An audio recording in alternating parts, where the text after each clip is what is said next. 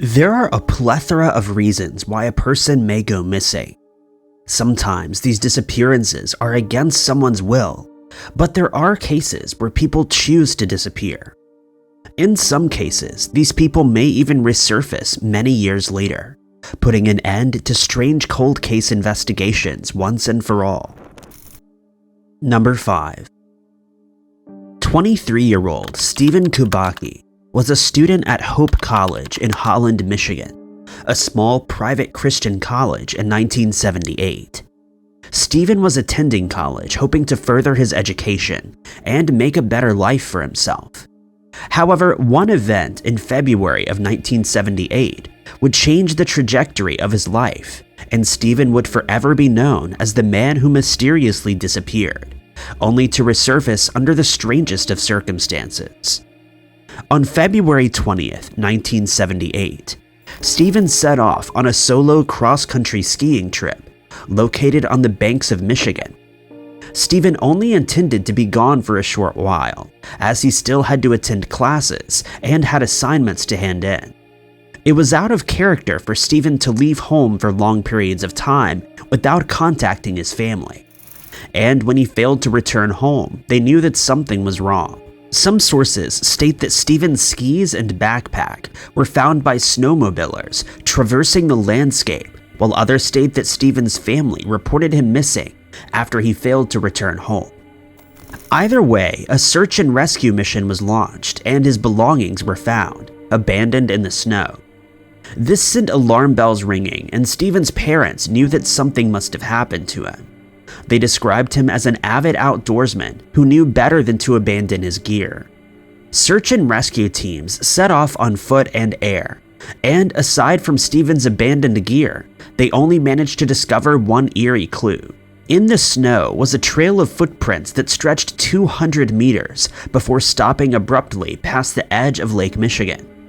Stephen was very familiar with the area, but investigators wondered whether he had accidentally fallen into the lake that bitter February day.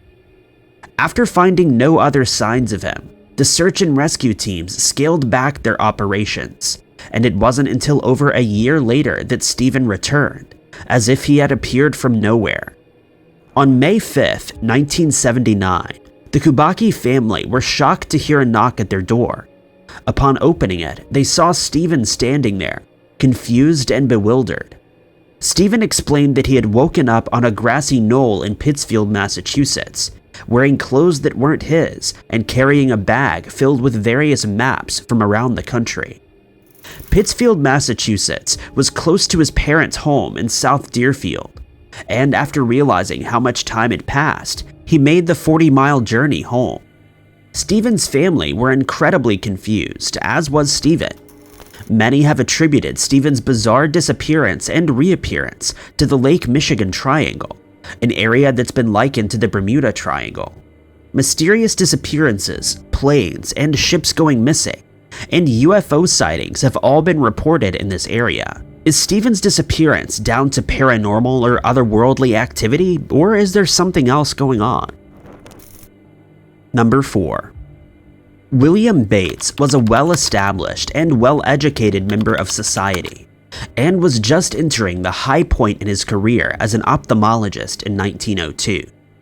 William had earned his medical degrees from Cornell and the College of Physicians and Surgeons, two highly esteemed educational institutions. He had also recently started teaching at the New York Postgraduate Medical School and Hospital, and by all accounts, his life was going very well.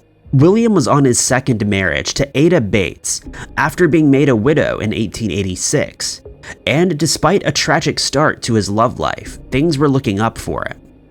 On August 30th, 1902, William left a bizarre letter for his wife that read, "My dear wife, I'm called out of town to some major operations. I go with Dr. Forche, an old student, to do a mastoid, some cataracts, and other operations. He promises me a bonanza. Too bad to miss the horse show, but I'm glad to get so much money for us. I'm in such a flurry. Don't worry, I'll write details later. Yours lovingly, Willie." But William never wrote to Ada again. He failed to write in his first letter where he was headed, and as the days passed, Ada knew that something was wrong. When William hadn't returned home, Ada set about looking for her husband and called in the help of the local Masonic society that William was a part of. For weeks, Ada and the other members of the community in New York looked for William, with the Masonic Society using their international links to get William's picture, and news of his disappearance spread around the world. Months after he had first disappeared, William Bates mysteriously resurfaced in London, England. Word had gotten around about his disappearance through the Masonic Society, and word had gotten back to them that a doctor fitting his description was found to be working as a medical assistant at the Charing Cross Hospital. When Ada heard the news that her husband had been found, she boarded the first ship that she could, but unfortunately, the nightmare was only continuing for her. When she saw William for the first time, he was emaciated with sunken eyes and looked very unwell. It was revealed that William had not eaten during his time in London and had been admitted to the hospital as a patient before working there. Ada couldn't work out why William hadn't bought himself food and shelter. After all, he had access to a sizable bank account. The mystery only deepened from here when William told Ada that he didn't recognize her and that she was wasting her time. William knew nothing of his past life, only that he was an ophthalmologist. Ada managed to somehow convince him to take a few days off of work and spend time with her at the Savoy Hotel, but it wasn't meant to be. William left the hotel again and vanished once more. William Bates reappeared for a second time in Grand Forks, South Dakota, again claiming to have no recollection of his life in New York City. Experts have never been able to agree on whether William Bates suffered from amnesia or whether he voluntarily disappeared to start a new life wherever he pleased. One thing remains certain, and that is that William's case is one of the strangest cold cases ever solved. Number 3. Brother and sister duo, 53-year-old Linda Arteaga and 56-year-old Eddie Huff, decided to go on a hike in the forests near the Arkansas Ozarks on September 22, 2012. The two thought that it would be great to spend time together, and Eddie wanted to teach his sister some wilderness survival techniques. Little did Eddie know that what he taught his sister that day would go on to save her life just hours later. According to reports, Eddie returned home without Linda in tow, which confused and concerned family members. According to Eddie, he left Linda at a relative's house. However, after contacting said relative, they discovered that Linda was nowhere to be found. Panicked, the family went back into the wilderness of the Arkansas Ozarks and began their search. Over 100 people and the authorities joined in on the search for Linda, and as the days passed, hope started to fade. That was until the 5th day when Linda was miraculously found in the forest.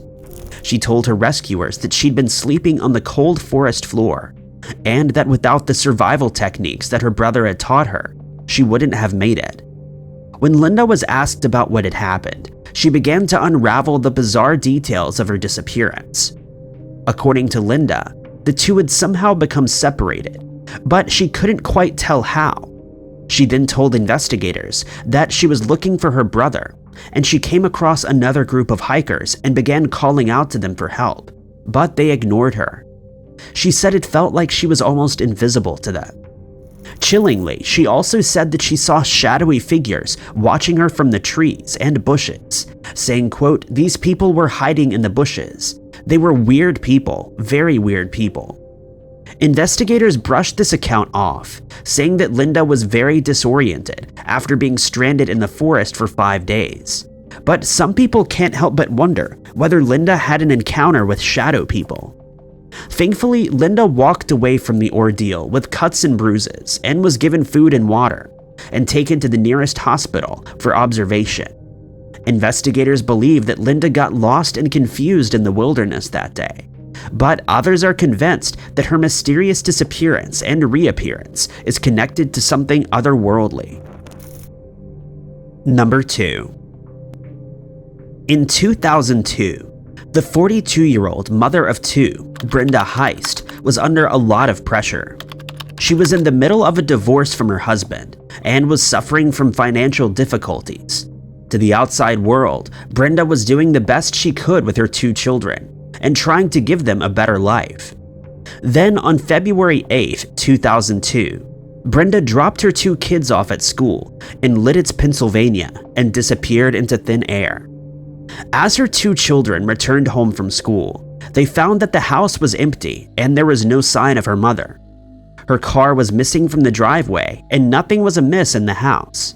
Concerned, they called family members to let them know that their mother wasn't home, and as the hours passed, her family realized that she had disappeared. Brenda was reported missing, and soon a wide-scale search began. Officers, investigators, and locals all chipped in to help find the missing mother of 2. But days into the search, no sign of her was found. Then, 4 days after she disappeared, her white 1998 Mercury Mystique was found parked in the 100 block of North George Street, York, around 31 miles from her home. The keys were missing, and investigators found no sign of a struggle or that a crime had been committed. Baffled, investigators began digging into her personal life and quickly turned their suspicions to her ex-husband, Lee.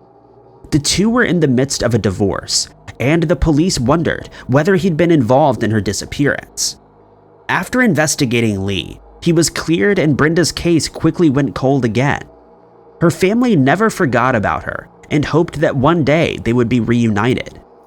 In 2013, their wish came true, but the happy reunion that they had dreamed of for 11 years was shattered when they learned the truth behind Brenda's disappearance. In April of 2013, Brenda turned herself into the Monroe County Sheriff's Department in Florida after she was wanted for violating her parole under a different name. Brenda had been on probation after it was discovered she'd used a stolen identification during a traffic stop. It wasn't until she violated her parole and turned herself in that she revealed to the Monroe County Sheriff's Department that she was missing Brenda Heist from Lititz, Pennsylvania. According to Brenda, on the day of her disappearance, her application for financial aid had been rejected, and she was sitting in a park crying when she was approached by 2 men and a woman who asked if she wanted to join them on their hitchhiking journey to Florida. In a spur-of-the-moment decision, Brenda decided to turn her back on her children, leave her old life behind, and head down to Florida to start afresh. She claimed to have been homeless, taking up odd jobs wherever she could. But people in Florida who knew her as Lovey Smith told a different story. Photographs also surfaced of Brenda in Florida, showing her having a good time, all while her family in Pennsylvania were looking for her. Brenda was subsequently sentenced to serve 1 year in prison for violating her parole. Number 1. On May 11, 1979, Arthur Gerald Jones left his home in Chicago, Illinois, for what would be the last time. He told his wife that he was going to a business meeting, but when he never returned, she reported him missing to the police. Just weeks before Arthur disappeared, one of his business associates, Carl Gaimari, had been targeted in an attack that cost him his life. Gaimari and Arthur were both traders on the Chicago Board of Trade, and Arthur's wife feared that the worst had happened. When Arthur failed to return home, she contacted the police and reported her husband missing. Just days after he disappeared, his silver Buick was found abandoned near O'Hare International Airport, and the investigation quickly changed course. Arthur's wife revealed that he had a gambling problem and had once gambled away $30,000 on a single bet. This led investigators to believe that Arthur may have gotten tied up with the mob and had owed money to the wrong people. Despite a lengthy investigation, no sign of Arthur was ever found, and by 1986, his wife had him declared deceased in absence. His wife and his 3 children just wanted to know what had happened to him, and to finally have closure once and for all. In 2004, they got that closure in the most unlikely way imaginable. Everyone in Arthur's life believed that he'd met with foul play. That was until it was discovered that Arthur had been living in Nevada since 1988 under a different name. Clinton Goodenough of Virginia began receiving letters and correspondence from the IRS in 1979, claiming that he had extra undeclared earnings from a casino in Las Vegas, Nevada. Clinton, who worked as a nurse, found himself in a decades-long battle with the IRS, trying to prove that he'd been in Virginia and didn't have any extra earnings. Still, the IRS persisted. That was until 2008, when the person using Clinton's social security number renewed their driver's license in Nevada. The paperwork showed that someone by the name of Joseph Sandelli had moved to Nevada in 1988 and had used that name and Clinton's social security number to obtain a driving license. From there, the person had continued to use the number and live under the assumed name of Joseph Sandelli. After unraveling the mystery, investigators found that Joseph Sandelli was actually Arthur Jones, who'd been declared deceased in absence in 1986. He confessed that in the days before his disappearance, he'd paid a friend $800 for a new social security number, which just so happened to be Clinton Goodenough's number. He told investigators that he left because he was in a large amount of debt thanks to his gambling addiction and that his life was spiraling out of control. He wanted to get away and start fresh, so that's exactly what he did. He coldly told investigators, "When I left, I left." Arthur Jones was ordered to pay back $11,000 to Clinton Goodenough, $47,000 back in the survivor's benefits his family had received, and to serve 3 years probation for fraud. Thank you guys so much for watching. If you liked this video, be sure to hit that like button. Also, don't forget to subscribe and click that notification bell to keep up to date with all of our future uploads. But I've been Ty Knots, and I'll catch you guys in the next video.